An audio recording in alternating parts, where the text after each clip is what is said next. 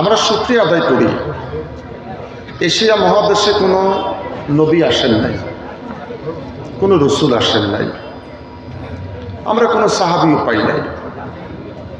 Asia মহাদেশে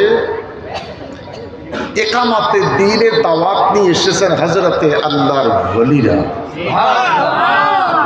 শাহজালাল বাবা তিনি বলছিলেন, আমি খোদার দাওয়াতে নির্দেশে এসেছি। বেঈমানেরা নৌকা, ট্রলার, স্টিমার সব সরাই নিয়ে গেছেন। শাহজালাল বাবা বলছিলেন, আমি তো নৌকায় চড়তে আসিনি, রবের নামে নামাজের মুসল্লাটা পানিতে ছেড়ে দিছেন,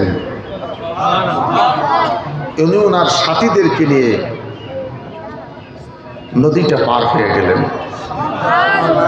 সুবহানাল্লাহ কইতে কই নাই, বললে যদি মন চাই কইেন, আর না হলে চুপচাপ থাকেন। শাহজালাল বাবা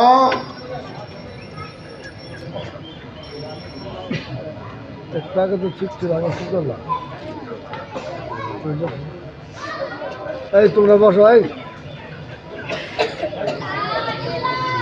সকালবেলা যতবার ফেসাব করছে, ফেসাব তো করে না, যতবার মুছছে একটাবার পানি লাইলেই তো